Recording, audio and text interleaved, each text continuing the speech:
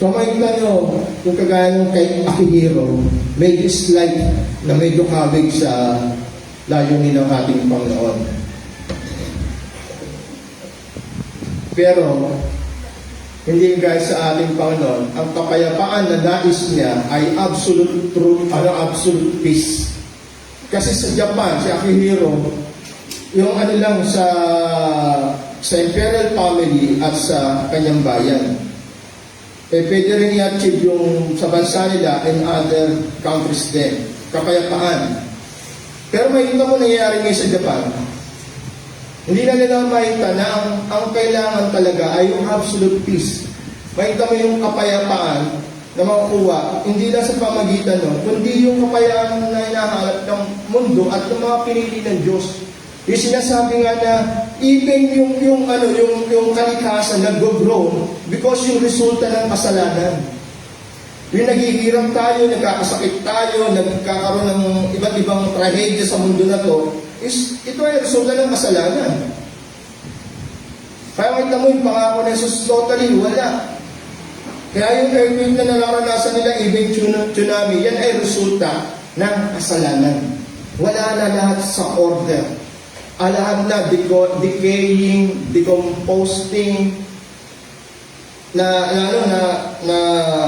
nasisira unti-unti. Ngunit ang ating Panginoon ay nangako ng panibagong mundo para sa lahat ng nananampalataya sa Kanya. Panibagong buhay, yung buhay na walang hanggan. Kaya yun sabi ko na medyo slight ilayo ni Akihiro, pero ang ating Panginoon, iba. Ito po ay absolute peace. So yung author po ng ating pinag-aaralan, siya po yung writer nito, yung sinasabing other disciple na na-outrun si Peter. So kung ikaw ang author, so parang medyo bias yata, no? Nalampasan ko si Peter. Sinasabi niya mismo sa sulat niya, yung po si John the Beloved, John the Apostle.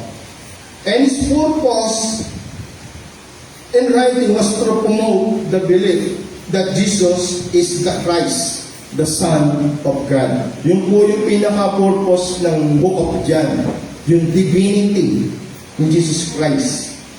Yan din po yung sinasabi niya sa John chapter 21 and 24 and verse 25. So ang ating pag-aaralan ngayon, yung significance ng Lord's Day.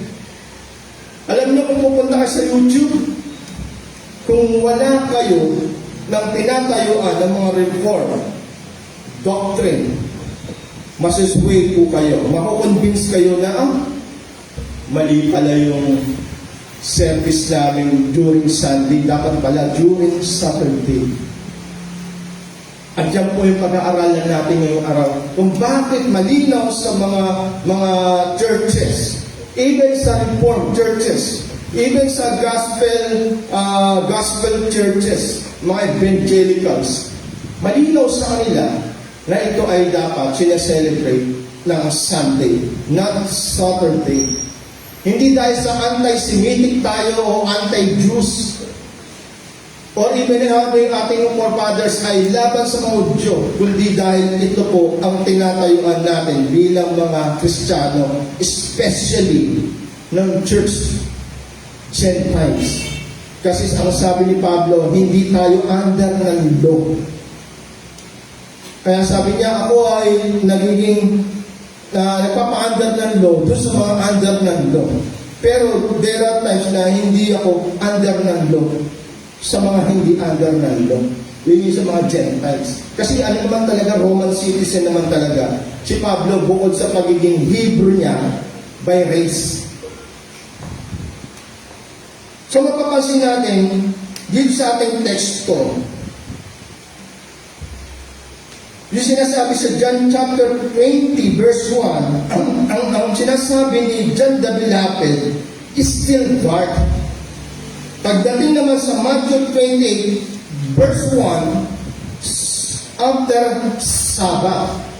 So makita mo synoptics, lahat sila meron nito. Kasi ito yung highlights ng pinakasentro ng Old Testament to New Testament, etong cross event. even yung empty tomb, yung kanyang resurrection. Sabi ng Mark chapter 16 verse 1 to 2, Sabbath was over. Kaya sabi nga sa mga contenders ng Sabbatarian, kung Sabbath talaga ay significant sa churches, sa congregation, to worship God, at itinakda na araw, dapat si Jesus Christ hindi nabuhay ng first day. Nabuhay siya ng seventh day. Kasi bukod sa creation, yung pinaka ng highlights ng Old Testament, dapat ito rin ay highlights din when it comes to redemption. At para maging significant ng Sabbath, yung Saturday, dapat nabuhay si Jesus Christ ng seventh day. Para yung pa rin ang ating celebration, Saturday pa rin. Eh sabi nila, hindi. Kasi kailangan 3 days para mapatunayan na talagang totally dead si Jesus Christ. O di dapat inatras ng Webes para mabuhay siya ng Sabado. How are you logic? Kaso hindi. Pag naiintindihan mo yung posisyon ng mga churches, lalo ng mga reform, pag nalinawan mo ang old creation at new creation, ang Old Testament or Old Covenant and New Covenant, maiintindihan mo kung ano ang pinupunto, bakit hindi siya kailangang mabuhay ng first day of the week. At bakit kailangan i-abolish o mag-pass away ang Old Testament o Old Covenant law, dahil ito po ay hindi sumapat para iligtas ang tao. Kaya sabi nga na Jesus Christ, yung mga forefathers nyo nga, walang nakasunod dyan sa law na yan eh. Ba't kayo ipipilit dyan sa, lalo na sa mga Gentiles, na hindi under na Mosaic law? So may kaming difference. Kaya pag hindi mo naiintindihan na tinutukoy ni Pablo na church, ng scripture na church, na true Israel, ay yung elect na Jews at elect na Gentiles. Yan ang true Israel. Hindi yung sinasabi nilang anti-Semitic ang mga forefathers. No. Tumatayo lang tayo sa tinuturo ng Bible. Na true Israel ay yung mga elect, Jews and Gentiles. Hindi na sila.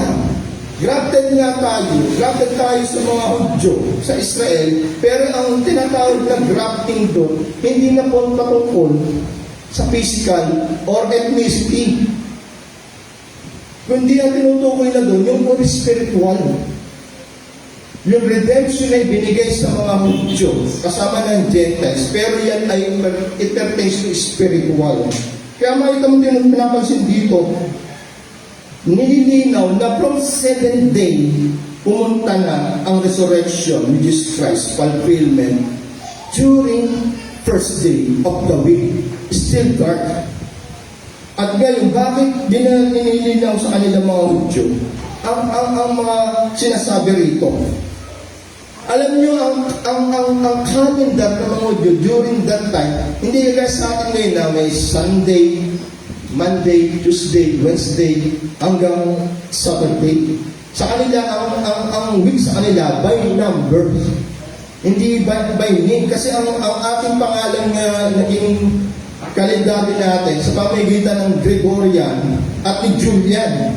Mga Romans, mga emperor to. Kaya nagkaroon tayo ng mga pangalan.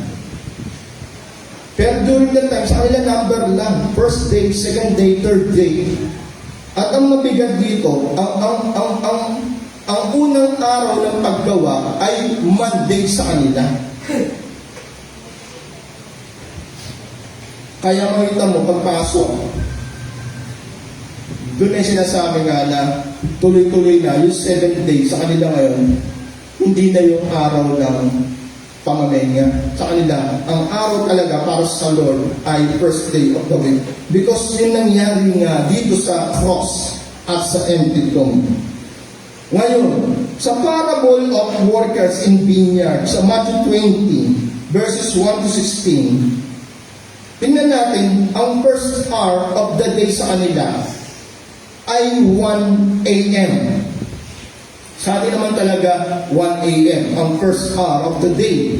Pero when it comes to work, ang first hour of the work sa kanila ay 6 a.m. to 7. Kung saan yung may malinaw na nag-sunrise na.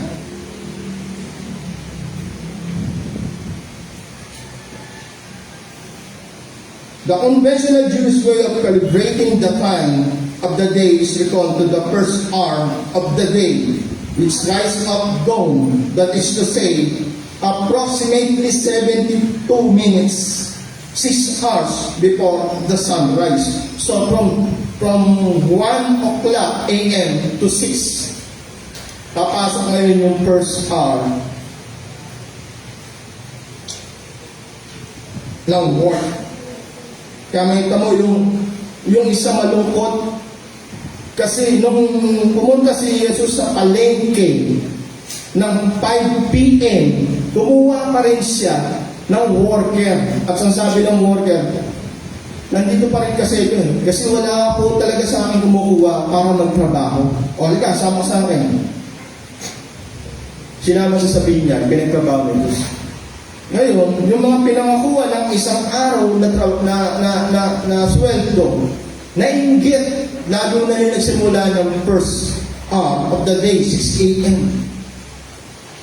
Nagulat sila, yung nagtrabaho ng 5 p.m. to 6 p.m., last hour na lang, from 6 a.m. to 6 p.m., yun yung isang araw sa kanila.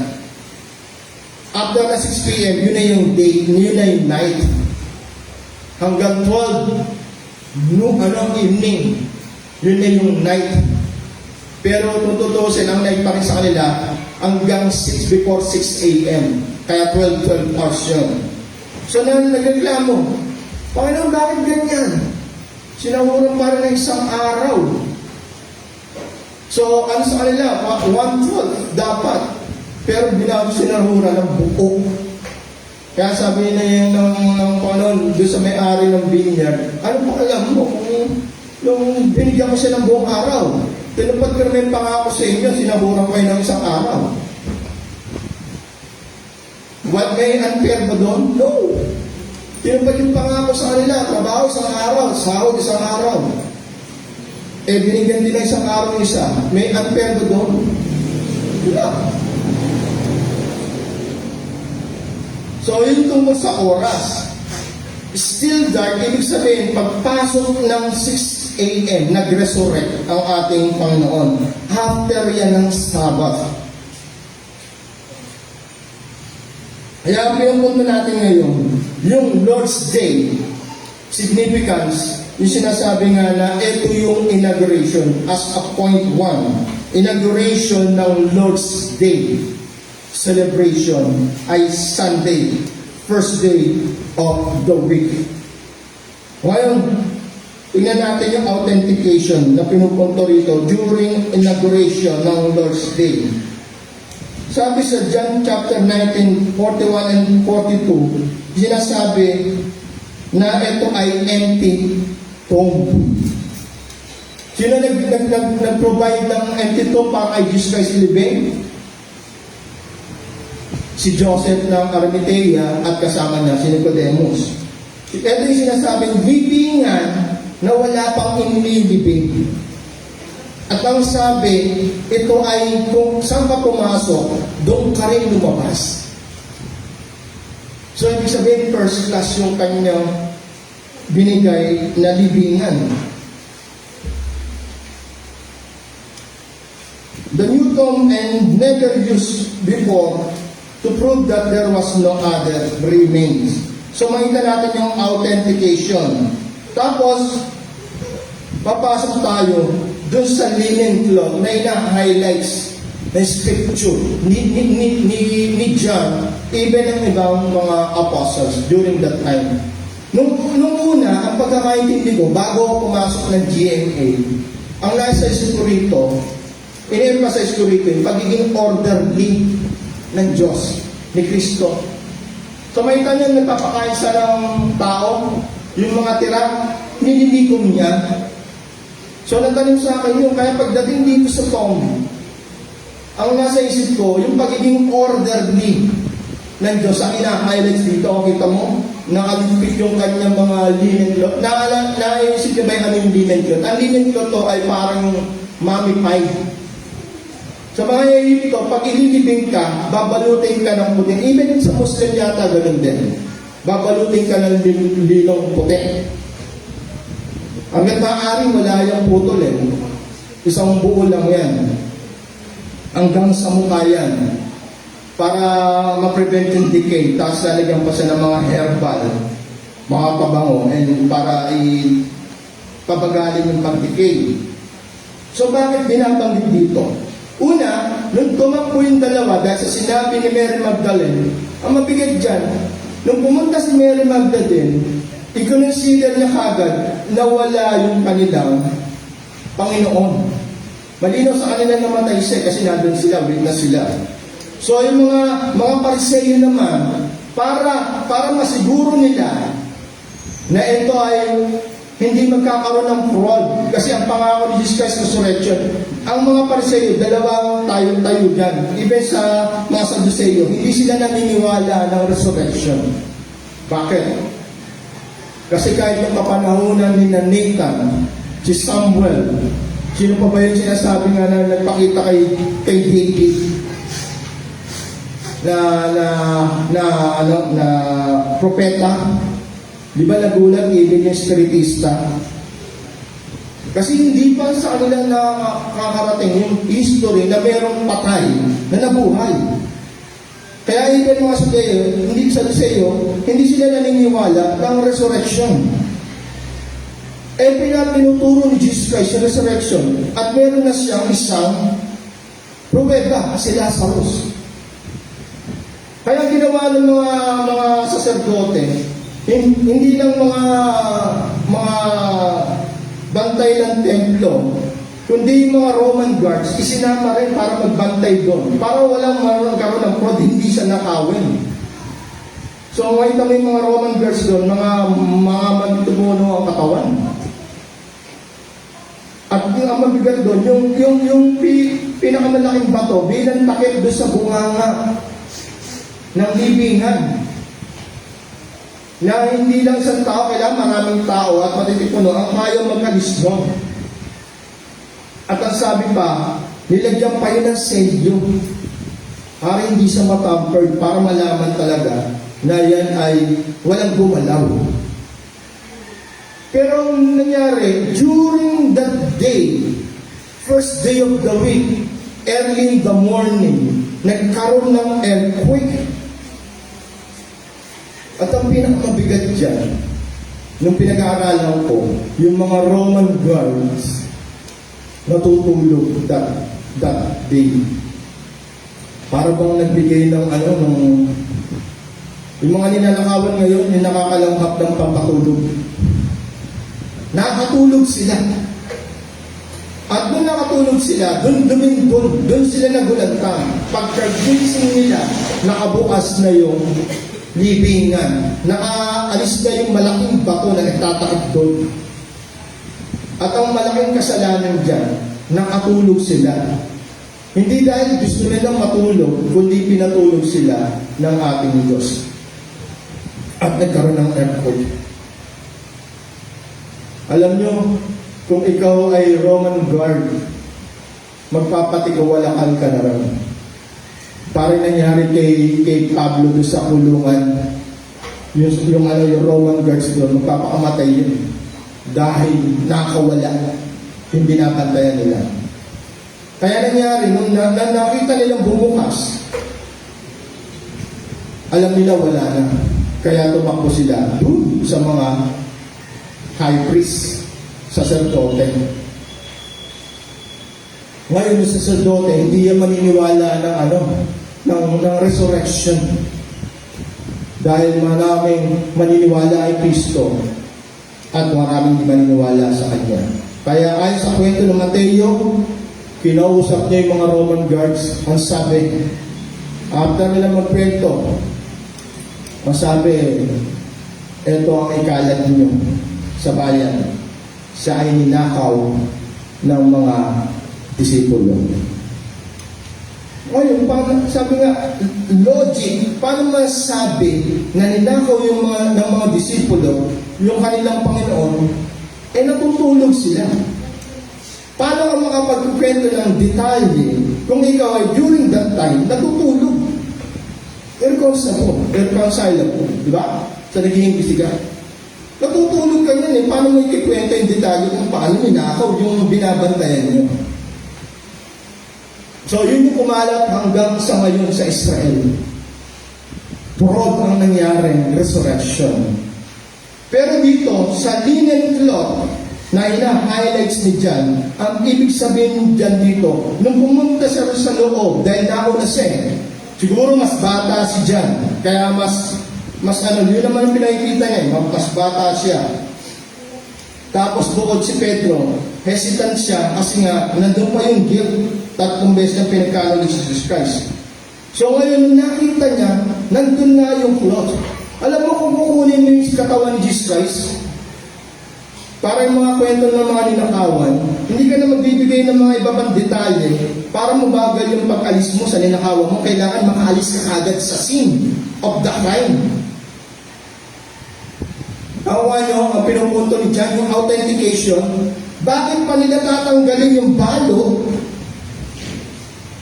sa katawan hanggang sa mukha kung kukunin nila si Jesus Christ at ilalabas at nanakawin? Or, dapat wala yung lino doon na white cloth kasi kung tatanggalin mo yun, bubuhatin mo, mangangamoy pa yung katawan. Di ba? Nandun yung logic Kung dapat kukunin namin, mabilis lang. Hindi na namin tatanggalin yung balot kasi mangangamoy pa yun. Pero tinutukoy ni dito, ni John, ina-authenticate niya na si Jesus Christ talaga ay nag-resurrect. Bakit? Alam niyo, ayon sa pag-iimbestiga ni Peter, pangalaw siya sa tumingin Bakit di pumasok si John? Kasi bilang respect kay Peter. Kaya si Peter ang pumasok, siya hindi pumasok sa loob. Pero nakita niya from labas yung linen cloth. So anong pumasok si Peter, nakita niya, nandun nga yung linen cloth, kung paano nakapresto yung katawan, nandun din yung linen cloth, hanggang doon sa mukha. Kaya makita mo rito, ayon sa mga komentary, pagpapakita ng authentication na si Jesus Christ rose from the dead. Ang ibig sabihin, parang yung mga lino, yung balance sa kanya, para sa nag-evaporate from his body. Kaya yung order pa rin ng lino, nandun pa rin ayos yung katawan. Ganun. Hanggang sa ulo, nakababa lang siya. Hindi siya tinanggal. Nakuha nyo? Yun yung kwento dito ni John, ina-authenticate ni John na si Jesus Christ nag-resurrect, nag-evaporate siya dun sa balot at lumabas. Pagpapatunay ng resurrection. It clearly showed that the body was not taken away in a hurry or by thieves, since everything lay in such order and decency, and which done either by our Lord or by the angels. So makita mo, nung inimbestigahan ko ito, ang galing. Lagi palang itinuturo ng mga apostles na nagsulat nito, yung authentication na si Jesus Christ ay nag-resurrect. Kaya naalala ko yung kwento ni Pastor Noel. Bakit mong gagawing fraud ang resurrection, tapos magsasabi ka ng ganito, para lang mamatay ka sa katotohanan, kasinungalingan, na ipakalat mo na si Jesus Christ ay nag-resurrect? Parang illogical. Paano kang tatayo sa kasinungalingan, tapos mamamatay ka at mag-suffer dahil sa daladala mong kasinungalingan? No! Ang daladala ng mga apostles of that time, yung truth, Jesus Christ, resurrect on the first day of the week. Kung ano yung sinabi ng scripture, kung ano yung pinangaral niya, ganun ang nangyari kay Jesus Christ. Ibagsak niyo ang katawan na to, in 3 days, itatayo kong muli. So kaya sila, willing sila mag-suffer even unto death because of that truth. the cross and the empty tomb. Sa ngayon daw, willing ba kayo mag-suffer at mamatay for the forsake of truth? Sila, ginawa nila yun.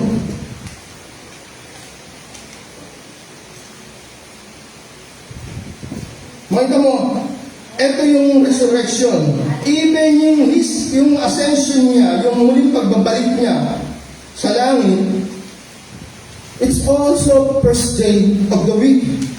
In a Christian's belief, the ascent of Jesus Christ into heaven on the 40th day after His resurrection, it means yung Easter being reckoned as the first day. Even yung kanyang ascension, first day of the week. Pentecost, after His ascension, 7th Sabbath day, it equals to 49 days. Then Sunday, yung Pentecost, yung pouring ng Holy Spirit sa mga disciples, sa apostles. Pentecost means 50. After 7th Sabbath or Feast of Weeks, 49. After that, Pentecost, first day of the week. Hindi sa tsamba. Talagang idiniin ng Scripture na ang fulfillment ng redemption ay first day of the week, hindi seventh day. Para i-commemorate natin yung Old Testament hanggang ngayon. Hindi. Tinakpan na dahil hindi na fulfill ang Old Testament, Old Covenant, Mosaic Law. Kaya meron ngayon si Jesus Christ as a fulfillment. Siya nag-fulfill ng 300 plus na laws. Hindi nga nila masunod eh. Sabi nga ni Pablo, hindi nyo nga magawa yan. Tapos pagagawa na sa mga hentil. Kaya makitaw, nag-vanish ngayon yung Old Testament law. And ito ngayon yung New Covenant. Christ Covenant. Christ law. Jews observe 7 Sabbath days after Passover, and then the day following the 7th Sabbath was Pentecost, Sunday, first day of the week.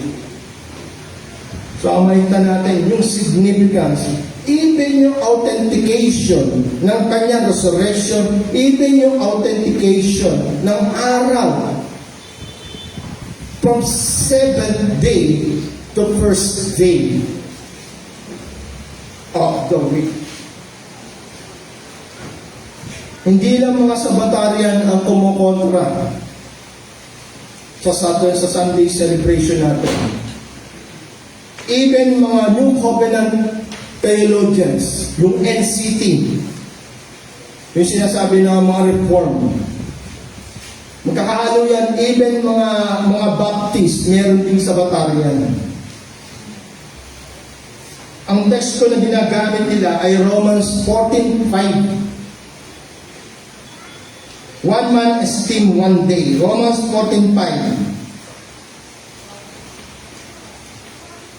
And Colossians chapter 2 verse 16. Ang kino-content ng mga New Covenant theologians, ang araw ay hindi siya ang significant, kundi yung fellowship lang. Sa kanila, ang pagtitipon ng malaga, pero hindi ang araw. Kasi, ang sabi sa Romans 14:5 and Colossians 2:16, hindi na usapin niya ng araw. Ang araw ay equal na tinuturo. Pantay-pantayan, every day, anytime. Gaya na sinasabi sa Acts, every day, nagtitipon-tipon sila. Kaso ang sa Acts ay history, in urgency, dahil meron lang kalagayan. Under persecution sila, under ng paghihirap, at bagong silang na iglesia, kaya everyday ginagawa nila. Pero ina-highlights nila, even sa Acts, hanggang sa epistle ni Paul, yung first Sunday of the week. Hanggang sa ma-maintain first Sunday of the week, hanggang sa first century, second century, hanggang sa atin, first day of the week. Ang Romans 14 and 14 verse 5 and Colossians 2:16, it pertains doon daw sa stand ni Pablo hanggang sa Hebrew na bakit ipagagawa sa mga Hentil ang ibinigay sa Hudyong bakas. Hindi nga nila magawa yun perfectly. May ibibigay pa sa Gentiles. At ang mabigat dyan, yung sinasabi nga na even yung Gentile converts, gusto nila isundin yung Mosaic law as a badge na sila ay in na sa family. No! Kaya makita mo even Book of Galatians, even Book of Romans, nililiwanaw niya na ito ang ating salvation by grace, hindi by law. Ang tinutukoy niya, Roman 14:5, hindi patungkol sa Lord's Day. Ang inaano dyan, yung Sabbath na under ng Mosaic law.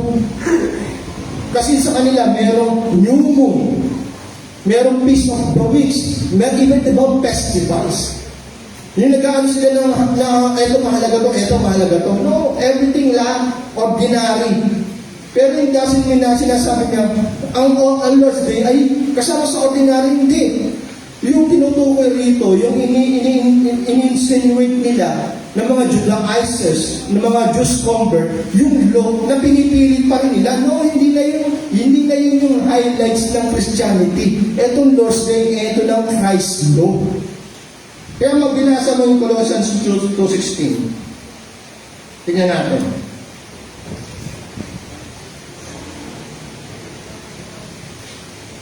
Colossians chapter 2 verse 16 and the following.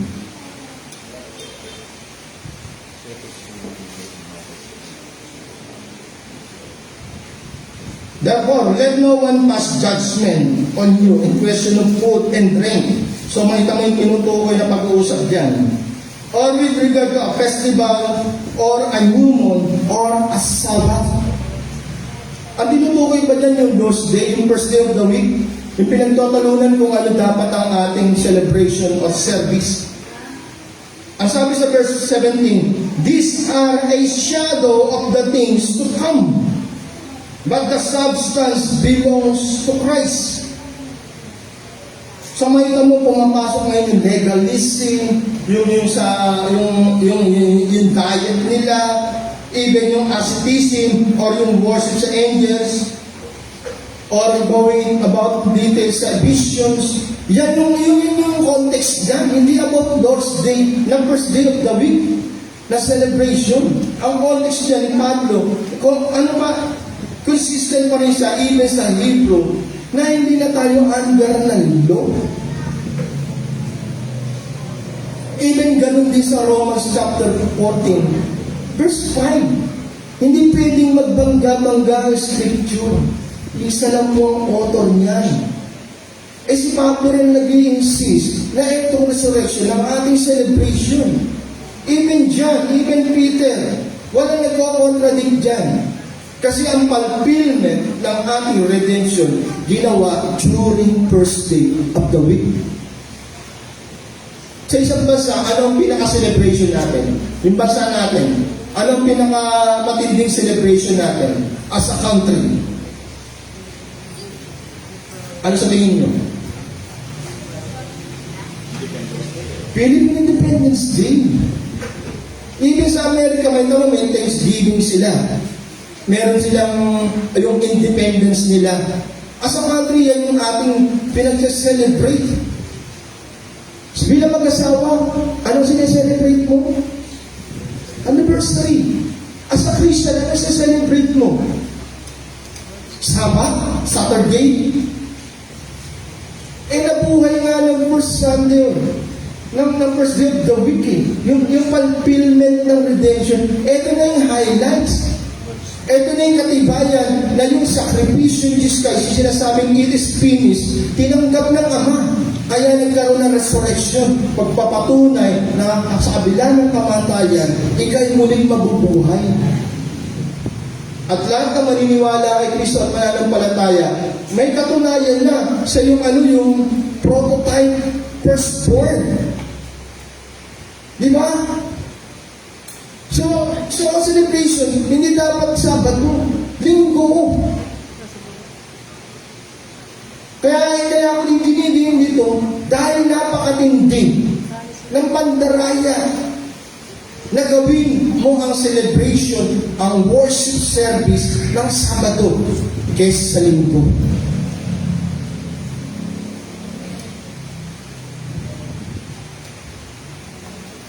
Kaya sabi nga sa inyo, pag hindi kayo malalim sa pag-aaral, gaya ng pinanood kong video, at marami kang video na tumatayo sa Sabatarian, 7 day of the week ang kanilang service. Kasi yun daw yung rest, yun daw yung binigay para ibigay para sa Panginoon. Makita mo sa comments, for 20 years ng Sunday service, ngayon ko lang naunawaan na dapat pala Saturday. Kasi yun ang inuutos. Alam mo, pag hindi ka pumayong sa new creation and old creation, new covenant and old covenant, even sa church. Now, ang church ay ang true Israel. At ang church ay composed elect Jews and elect Gentiles. Yan ang church. Yan ang bridesmaid. Jesus Christ. Yan yung reason kung bakit siya namatay at muling nabuhay. To redeem His people. At lahat ng nanampalataya kay Kristo, may katiyakan na meron kang kapayapaan. May katiyakan ka na buhay na walang hanggan sa pagpikit ng iyong mata. At marami mga kapatid natin, even pastors, na ini-enjoy na yung pangako na yun. Sana ma-enjoy mo rin yung pangako na yun. Kasi hanggat wala kang eternal life, hindi mo ma-attain ang peace na meron dito sa mundo na to. Walang peace dito. Sabi sa Old Testament, no peace. Maniwala ka. Even sa Akihiro, ang peace na sinasabi niya, temporal. Ang ibinibigay ni Jesus Christ na peace, eternal.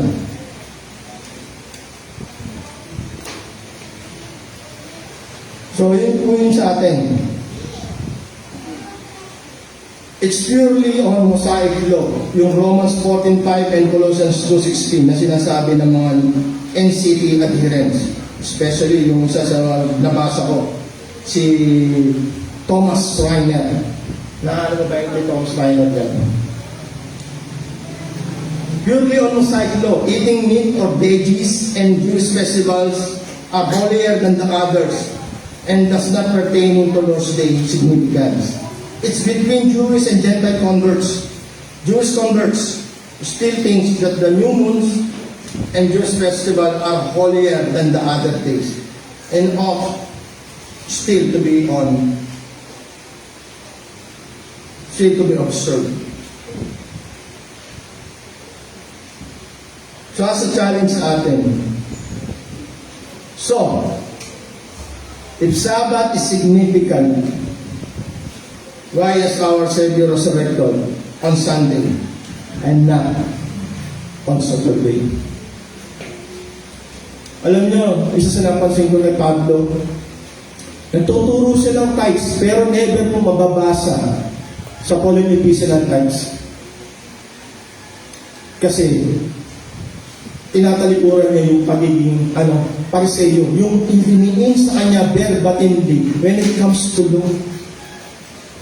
At marami siyang even yung sa Decalogue, hindi siya nagbabanggit, pero yung essence ng Decalogue, tinuturo pa rin ni Pablo sa kanyang epistle. Sabi nila, nasa na yung tithes sa New Testament? Alisin natin yung gospel kasi nandun si Jesus Christ nagtuturo ng tithes. Pero sa yung Pauline of Epistle, wala kang mababasa ang tithes, pero yung essence ng pagbibigay, nandun pa rin. Kasi tinalikuran niya na yung pagiging Pariseo niya. Parang si Luke. Si Matthew. Ano si Matthew? Si Levi siya before. Dahil dinidespise niya at abhor sa kanya yung kanyang dati niyang katauhan, ang ginagamit niya as a name, Matthew. Never na nang binanggit ang pagiging Levi. So sa inyo ba? Bagong tao na ba kayo ngayon? Binago na nga ba kayo ni Kristo? Yung mga pinapahalagaan mo ba dati hindi mo na pinahalagaan ngayon, ang pinahalagaan mo lang kung ano yung pinahalaga ng Diyos. Tunay nga bang kasama ka sa dahilan kung bakit kailangan niya mamatay at tuloy mabuhay para magkaroon ng kaligtasan? Meron ka kaligtasan, kiniklaim mo eternal life. Pero nililigtas mo ba ang sarili mo dito sa mundo na unti-unting nabubulok at patuloy na nagugulo at mas lalo magiging magulo sa hinaharap? O niyayakap mo pa rin yung mundo ginagalawan mo? Yung mga priorities mo dati, priorities mo pa rin ba ngayon? O mas priorities mo na yung kung ano yung priority at iniibig ng ating Diyos Ama at ibinigay niya ang kanyang butungan lang para sa kaligtasan mo? Yung araw ba na ito na ibinigay sa iyo para i-celebrate yung kaligtasan na meron ka, pinahalagahan mo ba?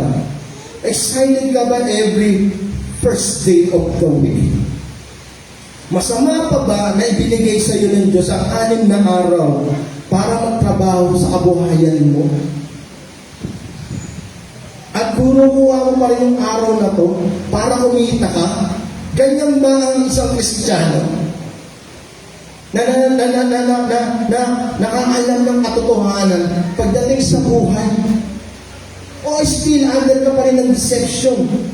Yung under ng turo ng demonyo na hindi, ito mahalaga sa iyo, ito magpapaligaya sa iyo, ito magpapaangat sa iyo, ito magiging dahilan para maging sikat ka at maging kilala sa taas. Pilosopiya ng demonyo yung ginamit kay Jesus yun sa wilderness. Handong ka pa rin ba sa philosophy na yun? Yung essence ng Sabbath, nandito ngayon sa New Testament. New Testament text, kasama ka doon. Spiritual people ng Diyos. Binigay nga araw na araw pagtatrabaho. Kinukuha ko pa rin yung pampito. Parang ang binigyan ng 7,000. O sige. Sa 7,000 na binigay ko sa iyo, enjoy mo yung 6,000. Yung 1,000, sa akin mo ibigay, ha? Ilaan mo sa akin. Logic. Nagagawa ka ba? May nagagawa mo ba yun? Logic. O ang binibigay mo sa kanya, 0.5, 0.2, 0.3, 300. O binibigay mo sa kanya yung 1,000 sa kabila ng ibinigay sa iyo 7,000. Logic. Nakakalungkot sa isang Kristiyano na during first day of the week, nagnenegosyo pa rin siya. Nasaan ang pananampalataya ron? Nasaan ang truth na ang katotohanan ng buhay ay patungkol kay Kristo at ang buhay ay yung buhay na tinutukoy niya na buhay na walang hanggan. As sabi ng author ng Hebrew, look on things above, not on things below. Focus on Jesus Christ. Fix your eyes in Jesus Christ, the perfect and author of your life. Nandun ba yung principle? Nasa iyo na yan, sagutin mo. Kung talaga bang sineselebrate mo ang first day of the week as a sign of your redemption. Magmula na naging Kristiyano ako, never akong umabsent ng first day of the week. Kahit na naging pastor ako, kahit may trangkaso ako, nagpipix pa rin ako. And after that, as a blessings, after ng trangkaso, after mag-pitch, humulas na yung trangkaso ko. Pero kung hihiga mo ang trangkaso, mananatili sa iyo ang trangkaso. Binibaby mo. Pero iba magpala ang Diyos. Kahit may trangkaso, nagpipix ako that time. After ng preaching ko, after ng Sunday service, wala na yung trangkaso. Gayun ba yung goal mo? Etong year na to, at sa mga dadating pang year, Ang goal mo ba ay gamitin ang 6 days para sa pagtatrabaho at yung 1 day na yun, first day of the week, idalaan mo lang para sa Kanya as a saved living Christians. Nasa iyo na yan.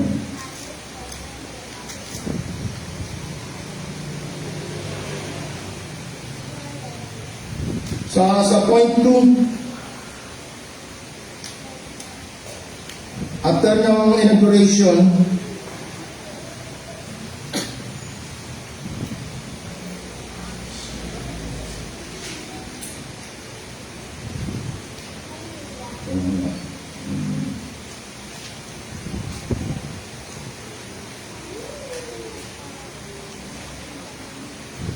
yung sinasabi nga na yung observance. Makita mo sa verse 19 and 26. Paano natin yung observe ang Lord's Day?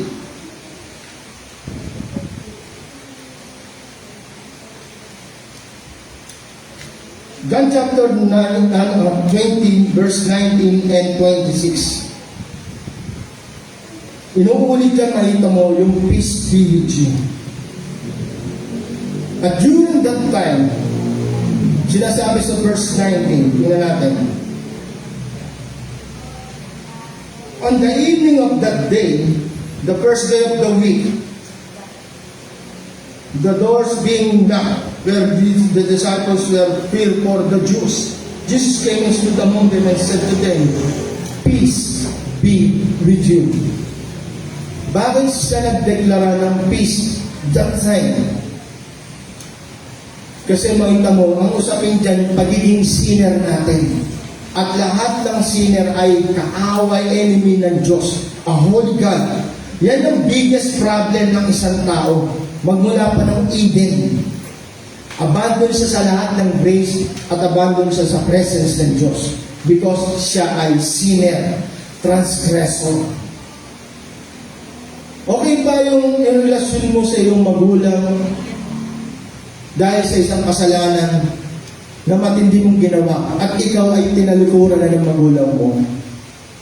Alam mo, kahit takpan mo yan ng magandang profesyon, na trabaho, ng magandang pamilya, maraming pera, I tell you, wala kang kapayapaan. Bakit? Ang kalaban mo, magulang mo.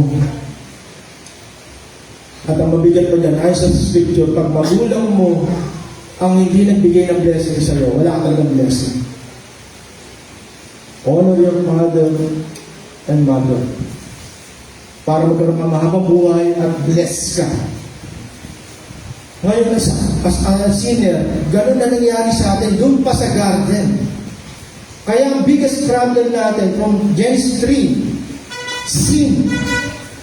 Ang mabigat dyan, hindi lang ikaw. Hanggang sa lahi mo. Hanggang sa lahi mo, even yung mundo, pinangsahan. Yan yung problema natin. Yung earthquake, expect nyo na yan. Tsunamis, expect nyo na yan. Yung masamang panahon, yung nagdedicate at dumadami yung klase ng sakit, expect nyo na yan.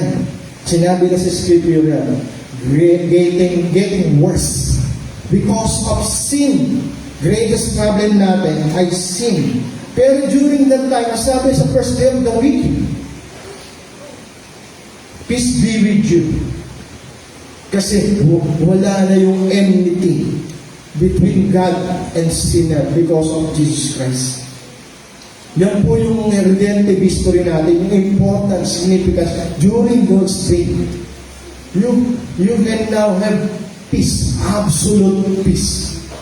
Kahit na nagkakagulo ang mundo, pamilya mo, paligid mo, still meron kang peace. Kasi ang peace hindi sa external.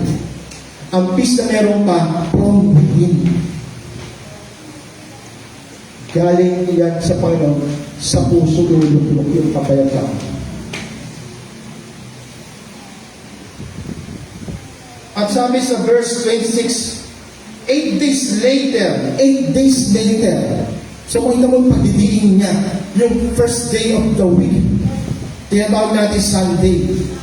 8 days later, after 7, 8, his disciples were inside again and Thomas was with them. Although the doors were locked, Jesus came and stood among them and said, "Peace be with you." Alam mo bakit sila naman nagtatago?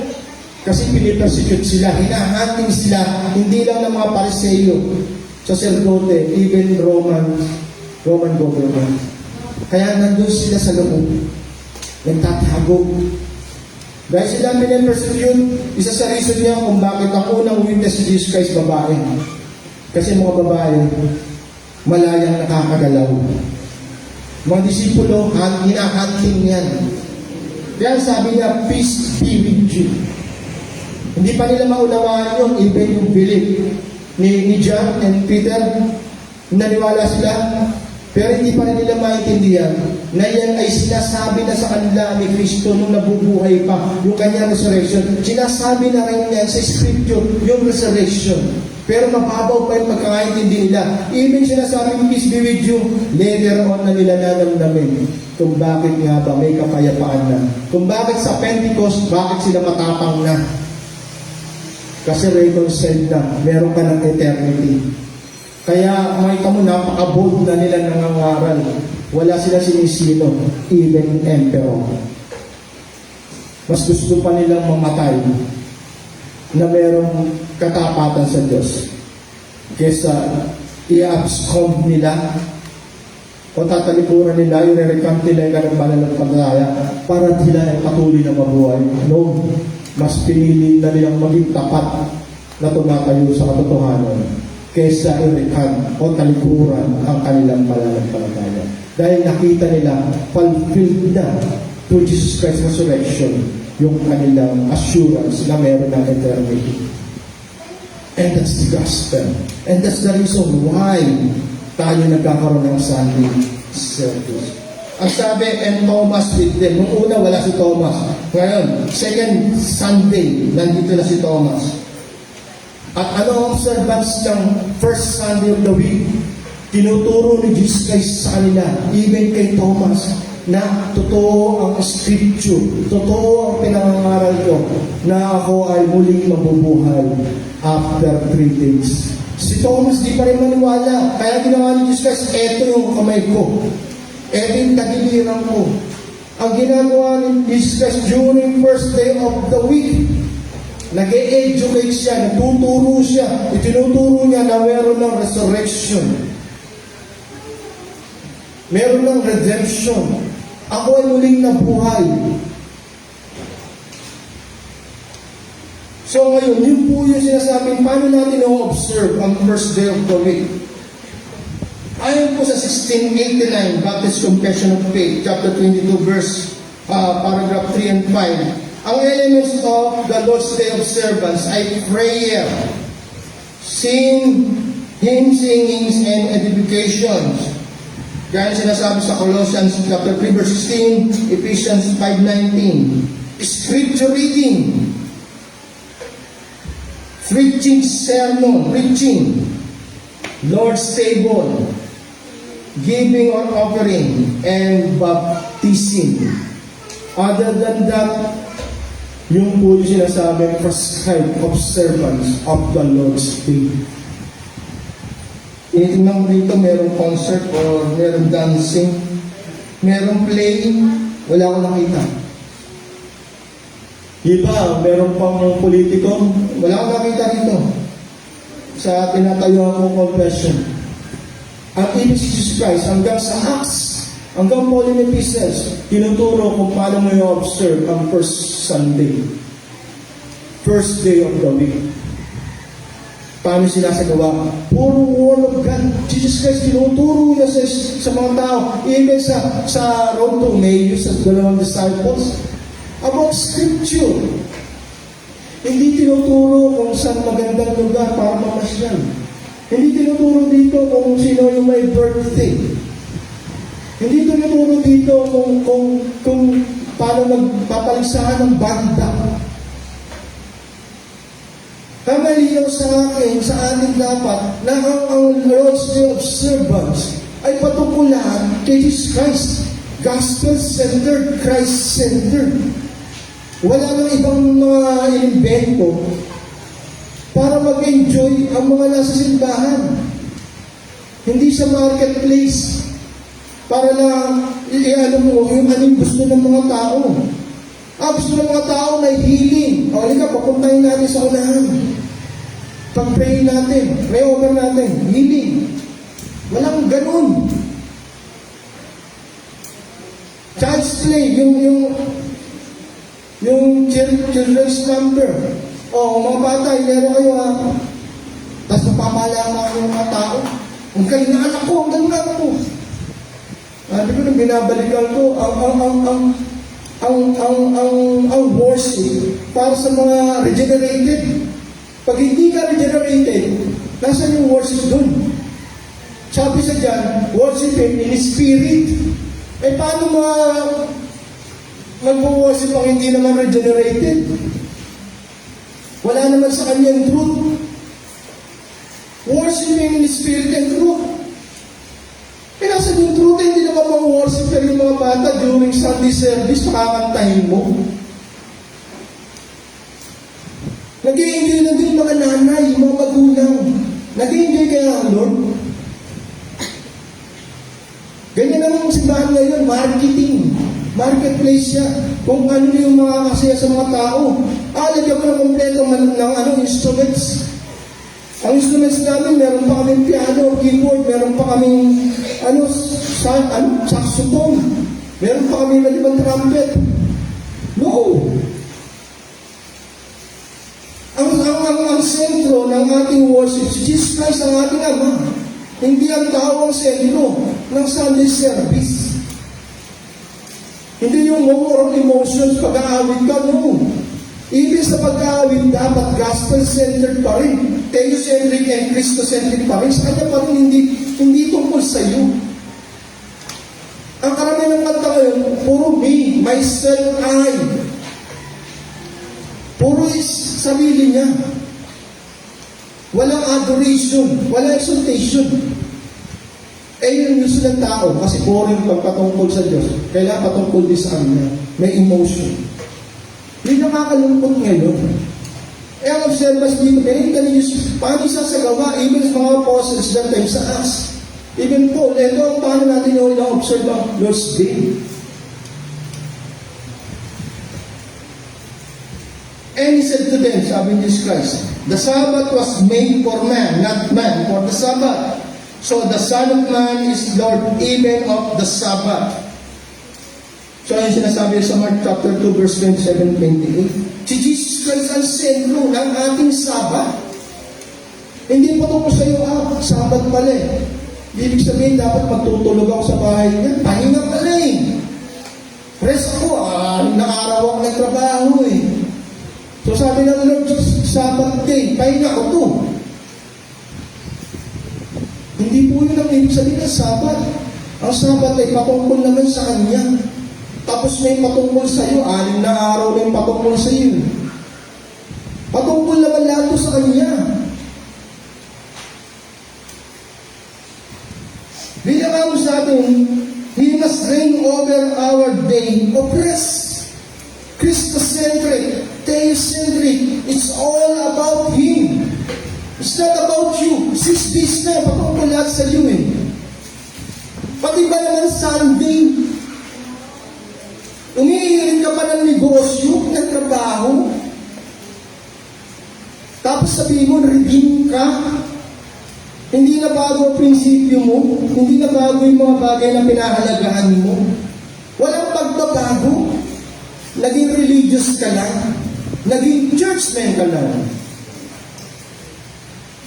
We must worship God as a sign of continuing memorial of our Savior's resurrection, victory over sin and death, and the ascension of the Holy Spirit as a sign of the baptism of every believers, Jews and Gentiles, yung tinatawag na church, true Israel, being part of the new creation, the new covenant.